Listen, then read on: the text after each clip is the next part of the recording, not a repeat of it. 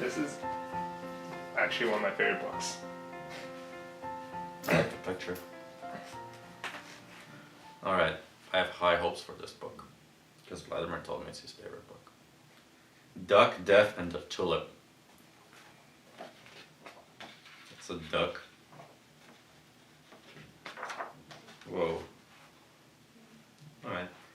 For a while now, Duck had had a feeling. Who are you? What are you up to, creeping along behind me? Good, said Death. You finally noticed me. I'm Death.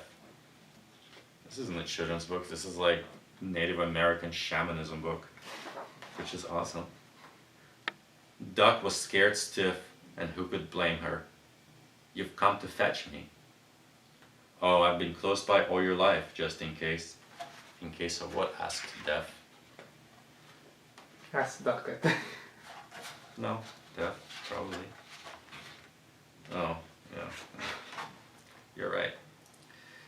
In case something happens to you, a nasty cold, an accident, you never know. Are you going to make something happen? It's the duck, probably. Life takes care of that. The coughs and colds and all other things that happen to you ducks. Fox, for example. Duck tried not to think about that. It gave her goosebumps. Or duck bumps. It's a duck. Death gave her a friendly smile.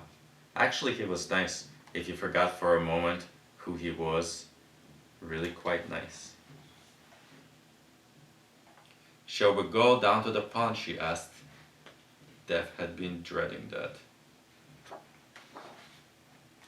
Before long, Death decided that he had his limits. Forgive me, he said. I really must get away from this damp. Are you cold, Duck asked. Shall I warm you a little? Nobody had ever offered to do that for Death. The duck is laying on him to keep him warm. That's a cute book. Duck woke first, very early in the morning. I'm not dead, she thought to herself. Laugh, it's hard to read books like that. I'm just like trying to do a good job because I like it. She poked Death in the ribs. I'm not deaf, she quacked, utterly delighted. I'm not pleased for you, Death said, stretching. And if I died, then I would have been able to sleep in, Death yawned. That wasn't a nice thing to say, thought Duck. Hey, I don't get it. She poked Death in the ribs. I'm not dead, she quacked. I'm pleased for you, Death said. Oh, the duck wasn't dead, so it was happy. Oh, I get it. Because if the duck was to die, the duck would have to wake up and like do its stuff. For a while she refused to speak, but soon she was chattering again. Some ducks say you become an angel and sit on a cloud looking over the earth. Quite possibly, Death rose to his feet. You have the wings already. Some ducks say that deep in the earth there's a place where you'll be roasted if you haven't been good. You ducks come up with some amazing stories, but who knows? Did this book ever even get famous? This book is like too awesome to be famous, I think. So you don't know either, Duck snapped. Death just looked at her. I don't think it's even a children's book. It's like a book for adults. What shall we do today? Death asked. Well, let's not go back to the pond. Let's do something really exciting. Death was relieved. Shall we climb a tree? He teased. Oh, Death wants Duck to die? They could see the pond far below. Why does Death want to climb a tree? Does it want the duck to die, or was it just like it just doesn't like the pond? Doesn't like the pond, I guess. I feel like he's nice, but he just doesn't like water. They could see the pond far below. There it lay, so still and so lonely. That's what it will be like when I'm dead, Duck thought, the pond alone without me. Death could sometimes read minds. When you're dead, the pond will be gone too, at least for you. Are you sure? Duck was astonished. As sure can be, Death said. There's a comfort, I won't have to mourn over it when you're dead, Death finished the sentence.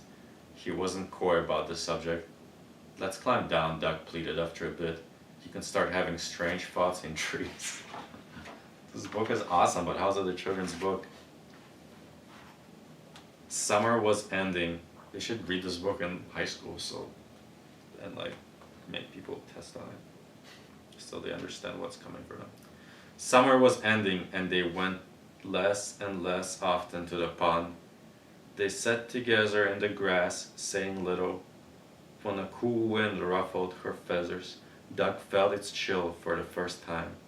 I'm cold, she said one evening. Will you warm me a little?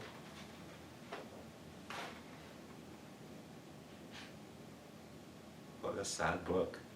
Snowflakes drifted down. Something had happened. Death looked at the Doug. She'd stopped breathing. She lay quite still. And there's a rose here. Death stroked a few rumpled feathers back into place. Then he carried her to the great river. He laid her gently on the water and nudged her on her way. For a long time he watched her. When she was lost to sight, he was almost a little moved. But that's life, thought Death. Now he went to kill a bunny, I guess. That was a good book. I don't know how that's a children's book, but that was like a good altogether book. Yeah. When I read like books on Native American shamanism, they're pretty much the same thing except stretched out into like 10 different books. Yeah, it's one of my favorites. Yeah. Not even as a children's book, that would just be like one of my favorites as a real book. It like gets the point across. You're gonna die, kids.